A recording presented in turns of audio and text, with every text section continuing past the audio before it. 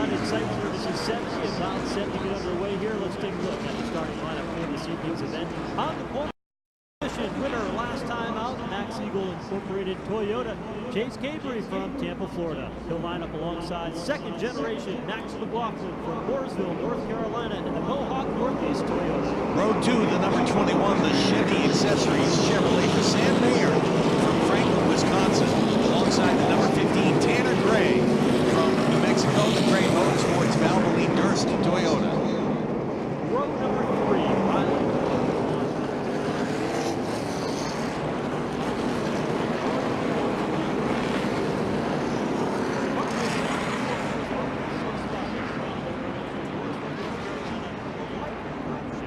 Seventh starting spot goes to the number 30, Spencer Davis from Dawsonville, Georgia, the JRI Shock Sport, and the number 18 grits next, Colin Garrett, Elmo, Virginia, the Racing for Heroes Chevrolet. Row number 5 features the talented Darren Krause from Stratford, Wisconsin, Ruben Garcia Jr. New Mexico, Starting spot goes to number 12, the Auto Parking Toyota from Wallace Allen from Van Nuys, California, and the 19 of Haley Deegan from California starts next, the Napa Power Premium Plus Monster Toyota. Starting 13, Carter 99, Whitney Zamora from Denver, Washington, Napa Filters Ineos Toyota, alongside Carter 38, Josh Van Otten from Boise, Idaho. 15 starting spot to number 71,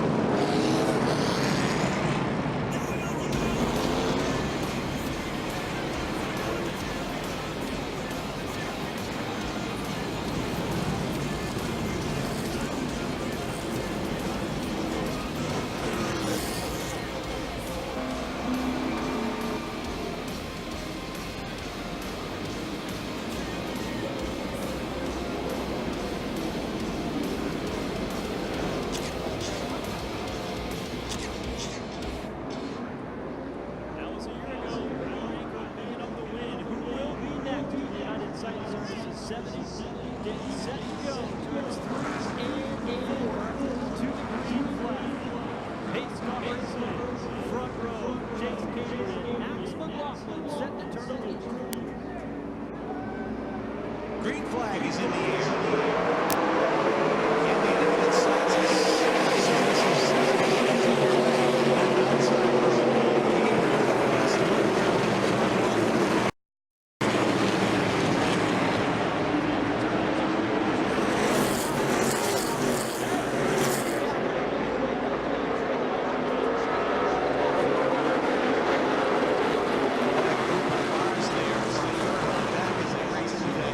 third and fourth turn.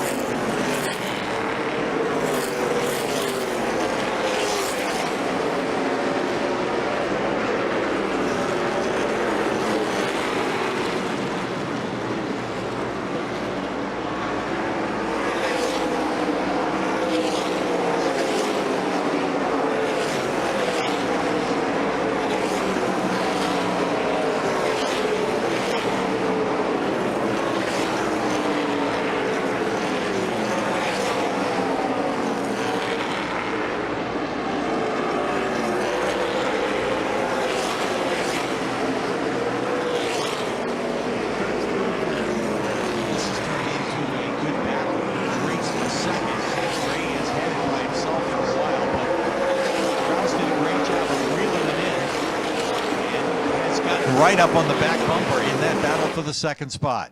Brandon McReynolds has got the 74 on pit lane. The hood is up on that machine. Here's Kraus at the exit of turn number 2. Gets the job done.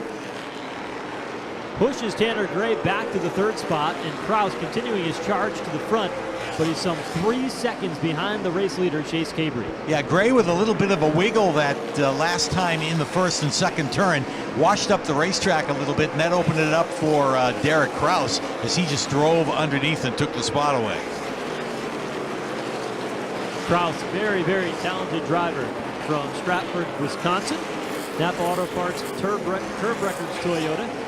Drives out of that very venerable Bill McAnally Racing team based on the West Coast. 17-year-old, already's got a couple of wins this season in K&N East competition. 3 times a winner of the K&N West Series, and even ran Trans Am on the road course out in Sonoma at the beginning of the season. Got a win there. Very, very talented young man. Now that 15 of Tanner Gray coming under attack from Riley Hertz, that right front rub that he had in the early stages of the race has subsided, and he's found some speed in that number 17 as he's starting to close on Gray in the battle for that position. That'll be the race for the 4th spot. Riley Hertz is driving a partial schedule in a lot of different series this year. Last week he was 7th, driving for Joe Gibbs Racing in the Xfinity Series at Kentucky. He's running some ARCA races this year, clearly in the K&N East Series as well, also getting some truck rides. And now he quickly goes underneath Tanner Gray. The handling on Gray's car starting to go away here, but he battles back to the outside lane in turn 3, but it's not going to be enough. Riley Herbst is able to move on through and take over 3rd as they come off turn 4. Yeah, but Gray making it difficult for him up on that higher groove. He had a great run off of turn 4 that time, trying to get the spot back. Gray with the Valvoline colors up high. The DGR Crosley entry. David Gilliland and the entire group. The 15 machine running the high groove, half a car length advantage down the back straightaway. Sending it deep down into turn number 3 is Riley Herbst. He gets the job done and bypasses Tanner Gray, but Gray quickly trying the crossover. Going to give it a try, and Gray again coming right back. This has been a great battle over the last few laps. This time he's going to try the inside to get that spot back. Gray in the 15, sporting the rookie stripes on the back of that car, and Herbst hanging tough on the outside. They just barely rub out of turn 2. Into turn number 3, outside the advantage here for Herbst. Tanner Gray running the bottom side where they put that PJ1 track bike down. If you're watching on Fans Choice TV, you can see the difference in the darkness of the asphalt in both turns. They put it down to the very bottom up against that yellow line in the 3rd groove up, which is the preferred groove here at New Hampshire Motor Speedway, where the asphalt's just a little bit darker. That's where these teams like to run on this progressively banked, flat racetrack.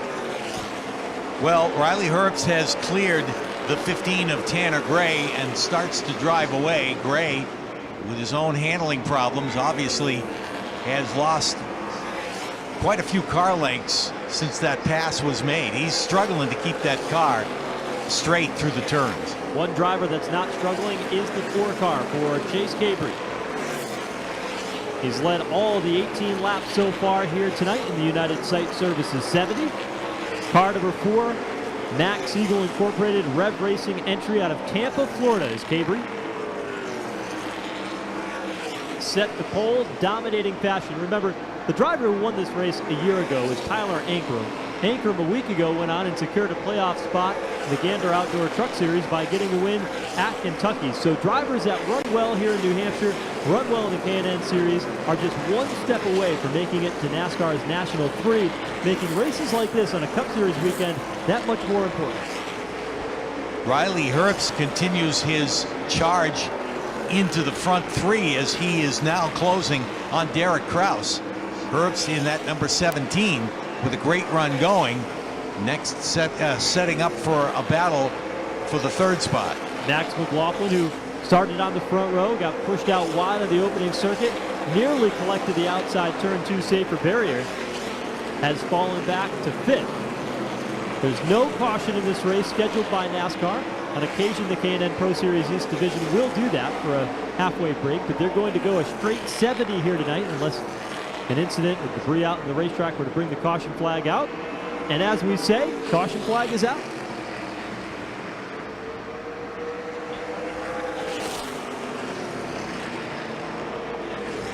"20 laps in, and the caution flag is out here in the United Site Services 70. And debris to the outside of turn number 2, the reason for the caution.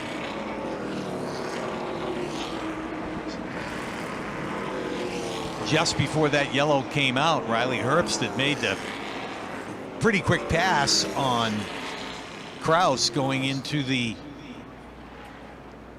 turn number 2, or rather turn 3. He was able to make that pass in quick fashion, and just as he did get ahead of him, the caution came out.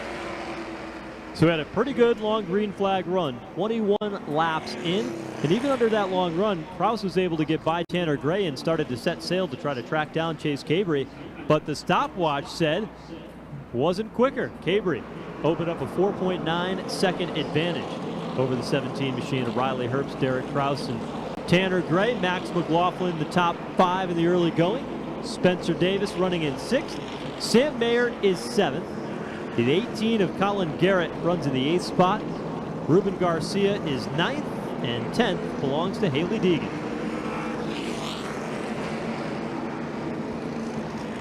Well, Deegan a little bit earlier today on Facebook and Twitter had said, you know what, this racetrack here at New Hampshire is pretty tough to tame. This is a tough one here at the Magic Mile. Boy, you've got a very fine line of when you're in the groove or out of the groove. You've got the PJ1 track bite that you've got to try to figure out how to get the tires in and maximize. And we've had a lot of different rubber laid down on the racetrack here today. We had the Whelen Modified Tour earlier today. They run on a Hoosier tire compound.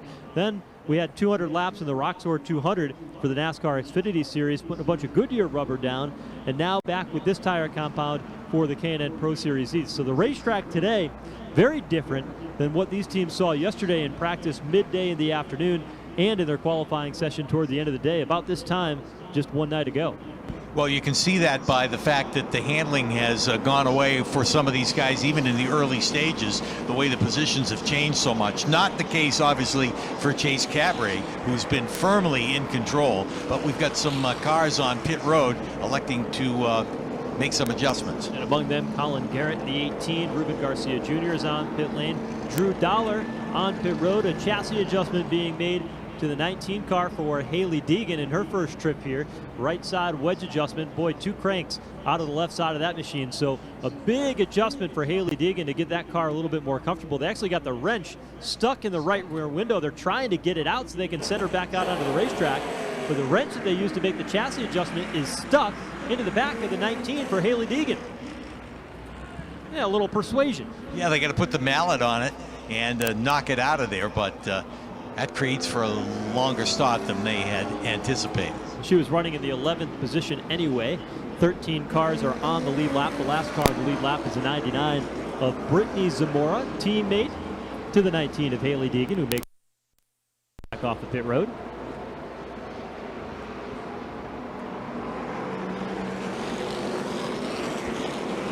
All kinds of things happening on the Trackside Live stage this evening. Of course, Trackside Live will be there at 7:45.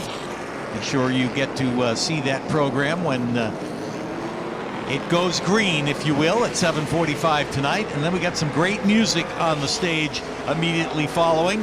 They're going to be ramping it up, rock and roll with Dirty Deeds, the AC/DC tribute band, right on that Trackside Live stage from 9 to 10:30 tonight after the Trackside Live show. And that starts at 7:45 here tonight on the Trackside Live stage.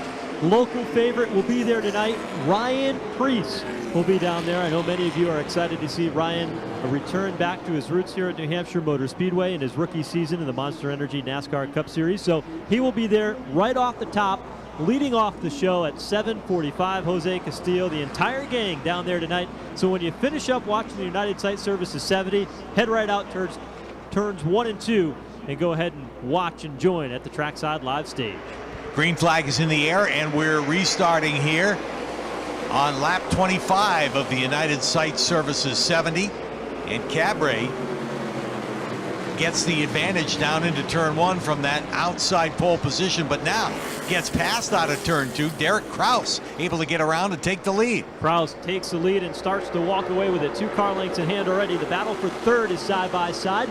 Riley Herbst working the inside lane on Tanner Gray. Max McLaughlin coming back to life as he tries to follow along with.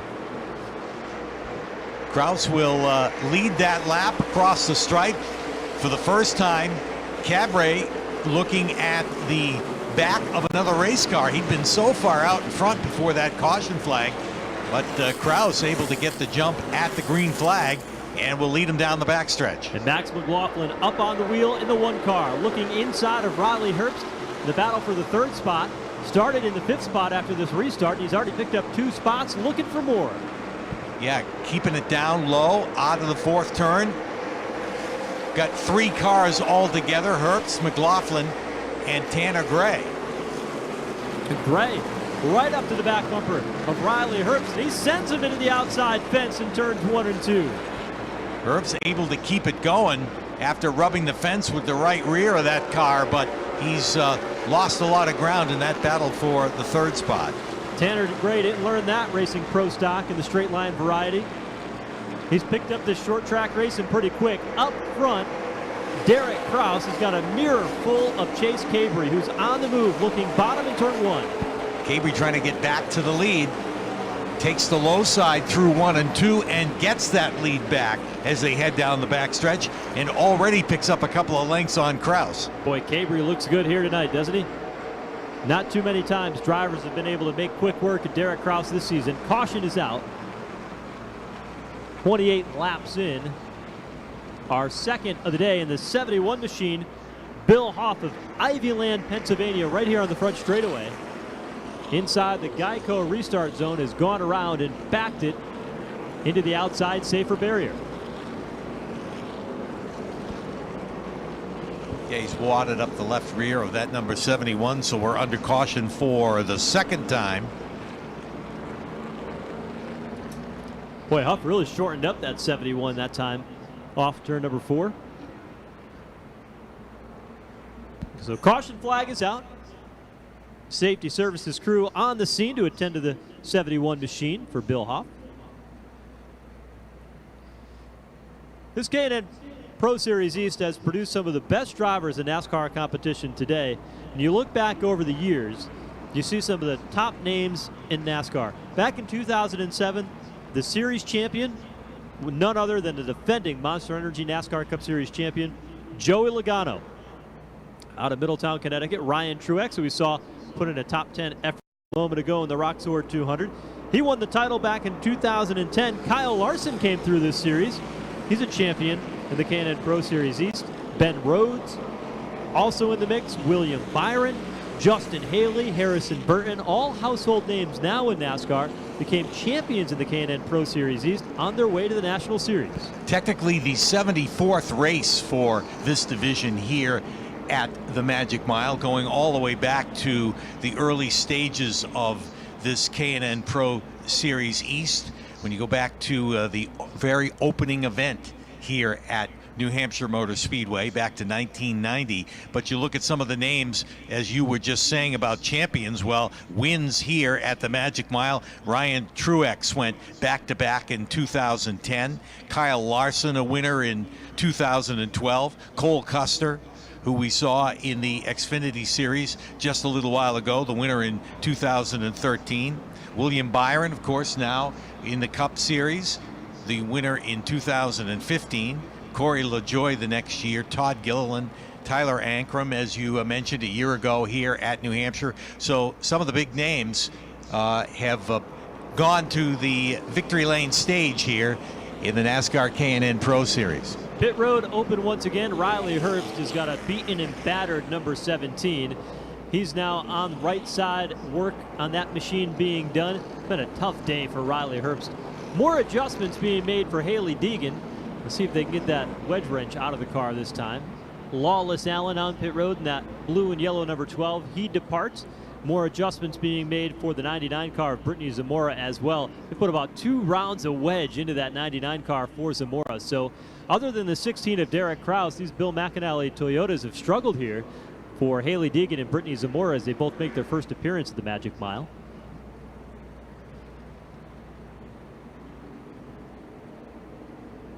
Had a pretty good battle shaping up at the front of the field. Kabri, who was very strong before that first caution, now getting a little bit of a challenge from Derek Kraus. Kraus will restart in the #1 position, and we'll watch those guys go at it again. Mad Max Mclaughlin running in the 3rd spot. Now he's a 2nd-generation driver, and for race fans that have been here in the Northeast and have been watching racing here for some time, the name Mike Mclaughlin is going to be very, very familiar. Remember the days?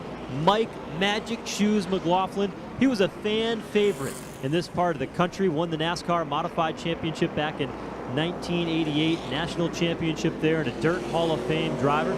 He ran most of his time, Max Mclaughlin, his son, driving big block modified races for Al Henke in Mohawk Northeast, who's on the side of the race car here this weekend, who also Reese up to NASCAR competition. He actually sponsored one of his efforts when he won the race out in Iowa, and that's how he got to the National Series at One Way. But his dad, Mike Mclaughlin, had a big influence on the career of Joey Logano. And I don't know if you saw the piece that NBC Sports put together with Dale Jarrett interviewing Joey. Mike Mclaughlin, after he retired as a driver, mentored Logano as he was coming up through the series, pushed him to be successful, guided him, leaned on him as somebody that was an ear to listen to, and Logano credits to Mike McLaughlin. Well, Mike McLaughlin series at New Hampshire, won the 2nd ever race for what is now the K&N Pro Series here in 1990. Went on to win some additional times as well in 92, a couple of races won here at New Hampshire, and in 93. So we know him, of course, with multiple wins in the modified ranks, but he was a pretty good shoe here in what was the early days of the K&N Pro Series. Yeah, he really was. The extra gold colors on the side of that car that he had made. Magic Shoes Mclaughlin, now a 2nd-generation driver, his son, and he's pretty good too. Remember a couple of months ago when Max Mclaughlin went down to the Thompson Speedway in Connecticut, had never been there before, rented a modified from Keith Rocco, and went out there and nearly won the race in his first show out there and stole the thunder. And he was going toe-to-toe with Ryan Preece, a guy who's got tons of laps around that racetrack. Max Mclaughlin raised some eyebrows when he went down there a good month and a half ago. Well, and a sentimental favorite amongst fans here in New England because of the history his father had, both in the early K&N Pro Series, many tracks here locally, and of course the modifieds as well. So Max carries some of a fan base here in New England. Yeah, no doubt about it. We'll see what he can do here as they get ready to go back under the green flag. We're approaching the halfway point in tonight's United Site Services 70s. Race fans, it's been a hot day today.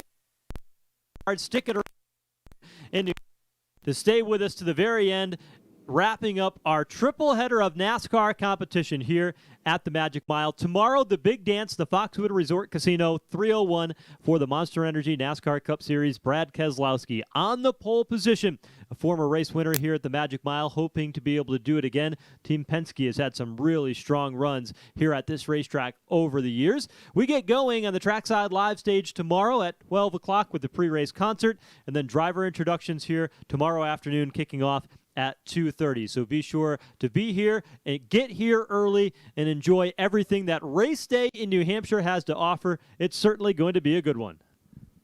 Field follows the Toyota Camry pace car down the backstretch as we get ready for the restart. 34 laps of the United Site Services 70 are completed. And we'll see if Derek Kraus can hold off that charging Chase Kabri. And here they come. Green flag. Good start by Derek Kraus there on the bottom. Halfway point is complete in the United Site Services 70. The whole field dives back into turn one. Side by side for the lead this time. On the outside, Kabri making the move on Derek Kraus and will take that lead back. Kraus can only watch him pull in front of him down into turn three. 3 wide behind him for 4th. Bottom lane is moving. Spencer Davis splitting Max Mclaughlin and Sam Mayer. Mclaughlin, another restart where he gets shuffled on a line. He's going backwards in the outside. Tough break for him as now he works the outside of the number 6, Ruben Garcia Jr., who's been having kind of a frustrating year in that race car. He's hoping to turn it around this weekend here at New Hampshire, and he's getting shuffled around out there as they head off the second turn. Team car to the race leader, Chase Kabri. Here is Spencer Davis again on the attack. Bottom groove is there. Sam Mayer, the youngster, up there in the outside lane of that 21 car. Off the fourth turn they come. Kabri well out in front once again. Kraus can only watch him drive away, but he sits in a comfortable second position. And then it's the 15 of Tanner Gray in third. Gray started slip sliding around a little bit there when Derek Kraus was able to get by him, but back in third and solidly there. Spencer Davis wants a piece of fourth. The teenager, Sam Mayer, up there in the 21, trying to hang on, and he does off turn 4. Yeah, Spencer Gray will take another look at it coming down here into the turn. Davis with another look on the bottom, trying to make the pass. Mayer is just 16 years old, and he has been impressive. Strong runs, top 5 all season long, except one race in the 2019 campaign. Here's Mclaughlin now with a move down underneath the 30 of Spencer Davis in the race for position. Mclaughlin trying to come back. He's had some tough times on the initial start and the restarts, but now scraping his way back and picking up a position from Spencer Davis on the backstretch. So that puts Max Mclaughlin back inside the top 5. We'll see if he's got long run speed where he can track down the car in front of him, Sam Mayer. But up front, the man leading the charge, the 4 car, Chase Kabri, not willing to turn back, and either is the 17 of Riley Herbst. He's been on and off pit lane a couple of times, got right side damage on that machine. It was smoking on the opening circuit, and he's going on the attack against Ruben Garcia Jr. Yeah, down on the low side, keeps that car tucked along the yellow line through the first and second turn, right up on the back bumper of Garcia, and he'll follow him down into turn 3. Looking to the inside is Herbst. Garcia runs the third groove. Herbst just doesn't have the momentum after the tire starting to fade. He was digging there on the inside lane. He uses much more tire up down to the bottom. He likes that low lane, but the car just doesn't stick on corner exit. Yeah, that's the best battle on the racetrack right now, those Toyota Camrys duking it out for position. Garcia's got it, and Herbst wants to get it away from him. A car length between them now, and Herbst makes that up going into turn 3, sticks the nose down underneath. Trying to draw alongside one more time, even using the flat part of the apron to try to get that car to turn. We saw Ryan Newman do that in the modified race earlier. Not too often you see that here in New Hampshire. It used to be pretty commonplace, but since they put the track bite in, not many drivers dip the wheels below that yellow line. Well, Herbst is trying it, and he did again in the first and second turn. Now he's able to get up right alongside Garcia in that race for position. And he makes the pass going into turn 3. Can he make it stick? Stays down on the bottom of the racetrack.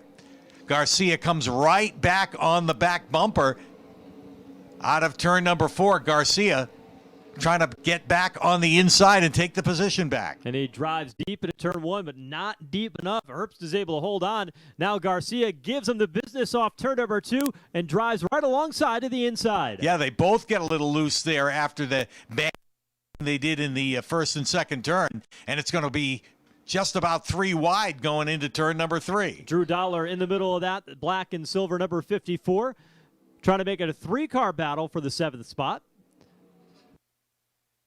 Yeah, Dollars watched them exchange blows the last couple of laps, and he wants a piece of that action too, so the 3 Camrys run nose to tail off the second turn. Drew Dollar started 16th. He was on pit road for adjustments under that second caution period, and now he's inside the top 10.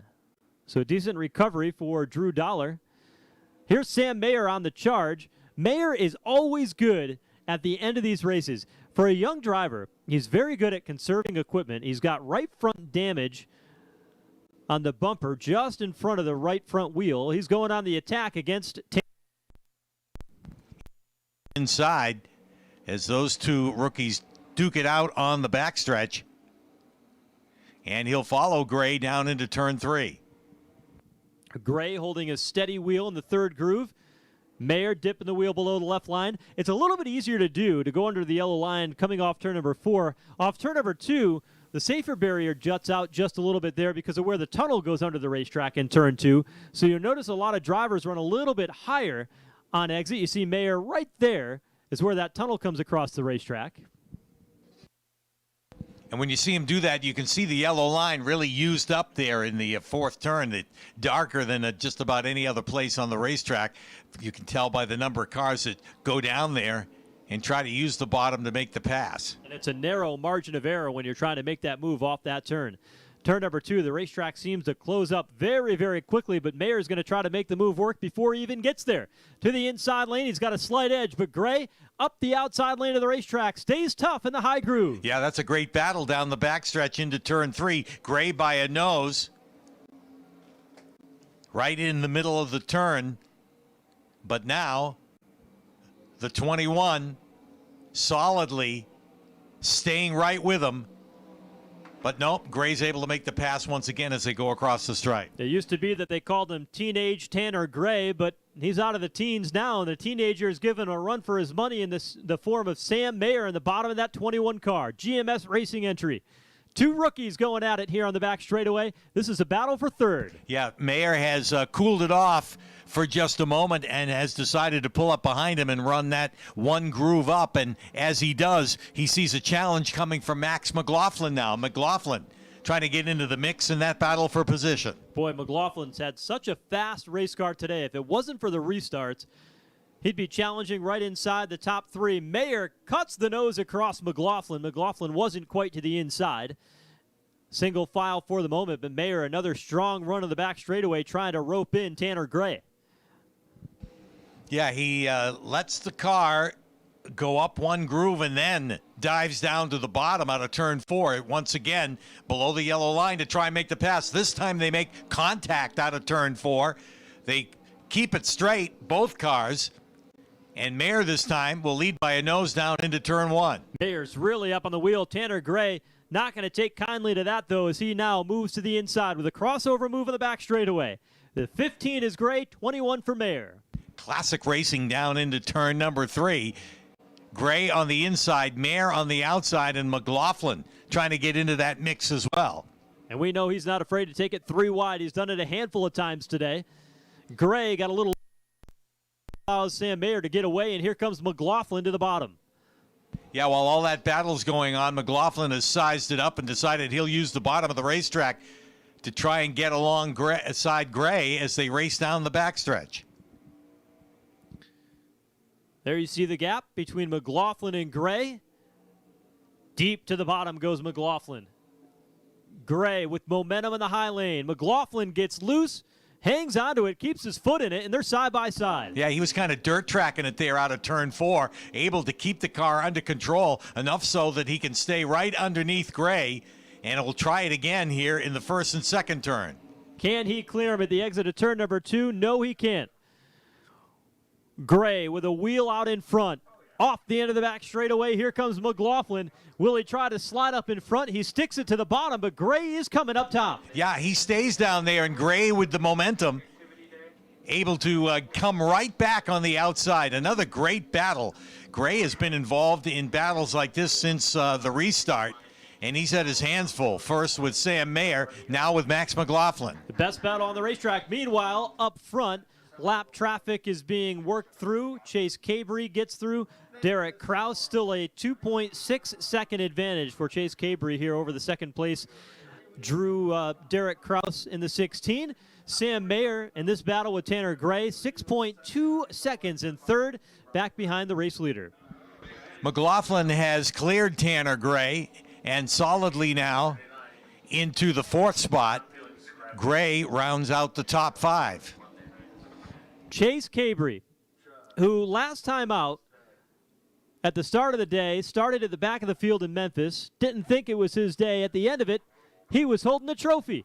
It was his first career victory. Now he's dominated, led the entire way here tonight. He's 15 laps away from not only getting his second victory, but his second consecutive win in the K&N Pro Series East. Yeah, he's backing it up with a strong run here at New Hampshire, just about 3.5 seconds in front of Derek Kraus in the 16.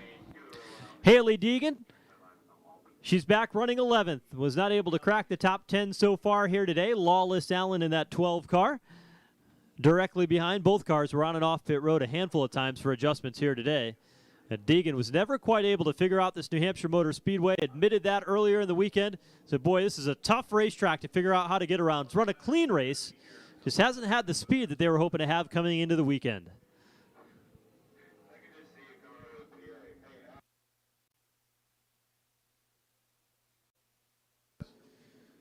Under 14 laps to go. The United Sight Service is 70. Don't forget, a half hour from now, the trackside live stage will be happening over in turns 1 and 2. As soon as the checkered flag flies, be sure to make your way over there. The gap between Hailie Deegan and Lawless Allen in the back straightaway, running 11th and 12th. Sam Mayer's got a good run going. Mclaughlin can't seem to close on him. Several car lengths back. In fact, he's better than a second behind Mayer. Mayer in a very comfortable spot in that number 21, the third spot. Can't close on Kraus, but then again, stays ahead of McLaughlin by a healthy margin. Here's a battle between Spencer Davis and Riley Herbst. This is 6th place that we watch. Davis from Dawsonville, Georgia, just like the Elliott family, Bill and Chase Elliott. 17, Riley Herbst from Las Vegas, Nevada. And since Kyle Busch started his Kyle Busch Motorsports race team, we've seen a lot of talented drivers come up through the ranks out of Las Vegas. Riley Herbst is one of them. Noah Gragson is another one. Of course, the two Busch brothers, Kurt Busch, who won last weekend in Kentucky, and that awesome side-by-side battle to the finish with his brother Kyle. Yeah, that's the best battle on the racetrack right now between the 30 and the 17. Spencer Davis keeps it down low, and Herbst lets it drift up a little bit. Now the opposite as they work out of the turn. Herbst has a lot of momentum this time headed down to turn 3. This time he runs a high groove as Davis protects the bottom. Yeah, Davis keeps it down low. Herbst diamonds across the turn coming out right up on the back bumper. And they race together down into turn 1. Davis continuing to protect the bottom as they go through turns 1 and 2.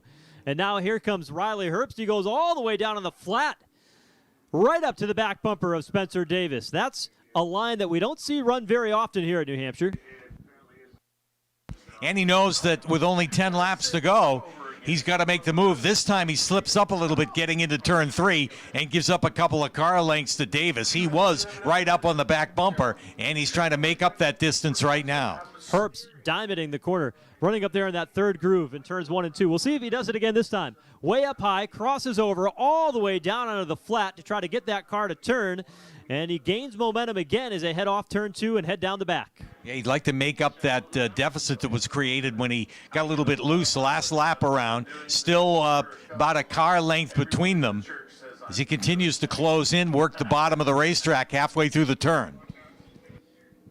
7 laps to go in the United Sight Services 70 when Chase Kabri comes across the line next time by. The race leader working up in turns 3 and 4 in that white number 4 car will come across the line right now. The battle that we watch on the ISM Vision screen and on Fans Choice, some 14 seconds and a half a lap behind the race leader Chase Kabri in the battle for 6th. Yeah, and that battle has cooled off for a bit. Herbst hasn't been able to make up that car length difference on Spencer Davis. Davis continues to lead him now down into turn 1.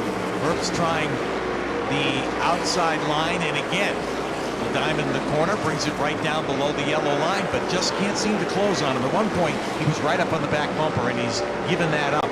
He's used a lot of tire up here for the back and the front a couple of times for Riley Herbst. You know, the battle for the second spot isn't over yet. It's starting to heat up a bit. Derek Kraus currently sits second, but Sam Mayer, the young 16-year-old driver, is really reeling him in. He's only about a half a second behind And he is closing quickly as they race down into turn number 3. And that's only happened in the last handful of laps. Kraus was in a very comfortable second spot, but you're right, Sam Mayer is closing with each and every lap. The question is, are there enough laps left for him to catch him? Mayer from Franklin, Wisconsin. That battle heads into turn 1. Derek Kraus only a car length or 2 in hand. Just impressive that a young driver has the ability to conserve his equipment so well and be there at the end and just pick cars off at the end of these races. 21 is Mayer. Running third and only that far behind one of the standout drivers in the 16, Derek Kraus. Yeah, hitting his marks every lap and is able to close in. Kraus now has a good view of him in the rear view mirror and knows that he's going to have to keep the pace up. Again, only 4 laps to go, but Mayer charging. Again, going down on the flat part of the racetrack out of turn number 2, trying to make up that deficit. Both drivers from Wisconsin, Derek Kraus, who ran the Slinger Nationals at the Slinger Speedway this week, came home with a 13th place effort. Well, a lot of folks up there really enjoy that race. It was won by Matt Kenseth, who's had a lot of success here at New Hampshire.